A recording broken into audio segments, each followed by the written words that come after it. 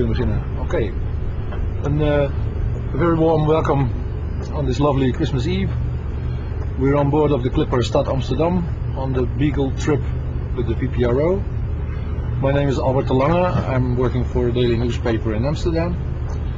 And the honor to talk to Dirk Douwlands, Sarah Darwin, and next to me here is Laura Steck. She will be waiting for your Twitters, and so your remarks and questions can interrupt the conversation. We're 103 miles away from Galapagos, which is more or less the heart of the matter of this journey. And this journey on the trail of Charles Darwin. We will be arriving there tomorrow, local time 10 o'clock, European time 1700. Well, let's talk a little about the experiences and expectations so far. We're 4 months on the way. So, how would you reflect on this last 4 months? What do you feel? What are your feelings about that?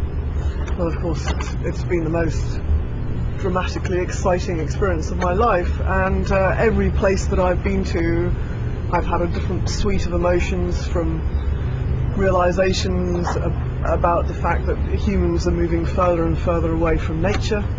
Now I think we've reached the point where there are more people living in urban environments than in natural environments, and I'm concerned about that for the future. Climate change, is the big one, and I realise that in Peru, looking at melting glaciers and speaking to people who are experts in climate change. And this trip made you even more aware of that. Absolutely. I mean, my personal scientific interest is in invasive species, but when I look at the effects of climate change and what's going to happen if we don't do something about it, it pales into insignificance.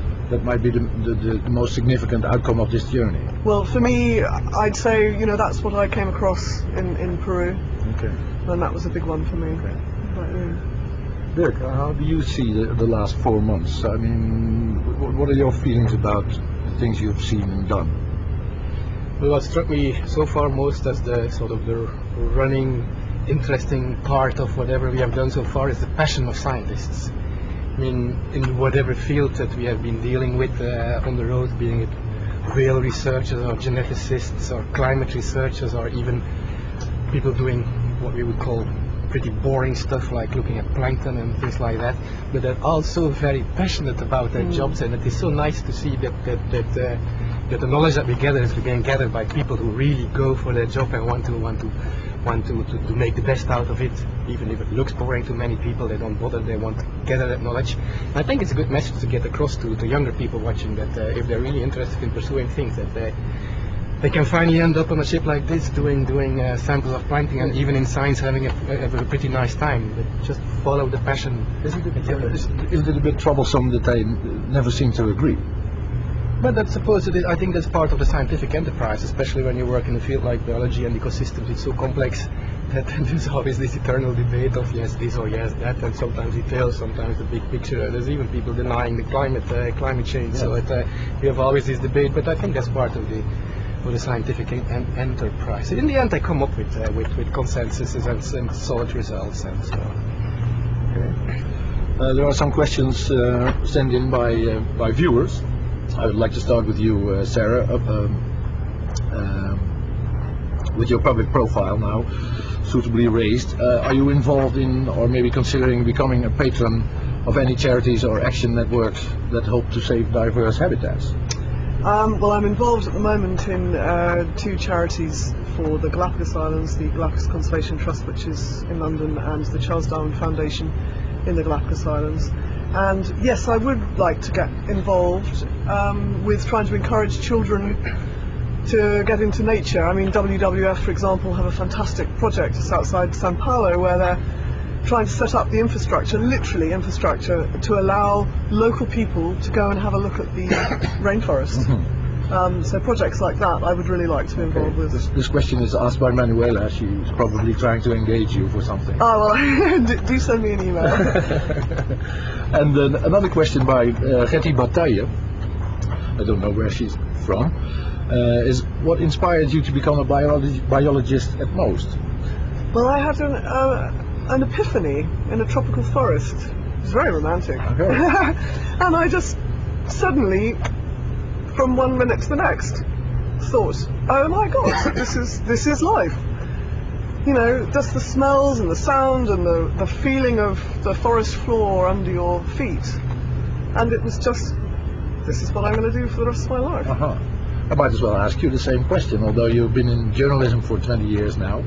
What inspired you to become a biologist? It was always there. I don't know why, but because there were no, like her family, no antecedents in my family of going into biology. But from the moment that I was a kid, I was collecting butterflies and looking at plants, and when I had a little bicycle, I was going out finding birds, and it has always been there. And my family didn't, my father in particular, he didn't approve of me going into biology, because he thought there was no future for that profession. He wanted me to do something more useful, like engineering and stuff like that. But I never hesitated, and I don't regret it, especially not now when I'm sitting here. Because I'm sitting here more because of my biological background than because of my media work, or maybe because of the combination. Yeah, but I did enjoy it all the way. But you left this profession for 20 years or something ago? Yeah, that was. Let's say that I had a sort of a view of what my academic career would be, and then suddenly something interfered, and I was so cross at that I said never ever again I will set foot in an academic context again, which was of course a stupid thing to do. But by the time I realized it was a stupid thing to do, I got into the media world, and yeah, that's very. I mean, you do. For the comparison is stupid to make, but if there's one thing that is obvious is in the scientific world you know a lot about few objects, while in the media world you know almost nothing about a lot of subjects. So I've seen much more things than I would have ever seen if I would have been a scientist, but very superficial. From the US, Herman Traudes. Let's see what he is asking. Oh yes. Well, maybe that's a good question for Christmas Eve. What do you think of the people that believe that some super person in the sky has intelligently created this Earth only a few thousand years ago? Or maybe the deeper question is, how the heck did mankind come up with religion, Sarah? Well, I personally think people's religious convictions are very much their own thing, and if they want to believe in that, that's fine, providing it doesn't get in the way of the things that we're facing now that are affecting the environment. People need to be responsible. Humans need to be responsible for their actions. It's not acceptable to say God will sort it all out. So, you know, providing it doesn't get in the way of that, then. Okay. And what about you, Derek? How the heck did mankind come up with religion?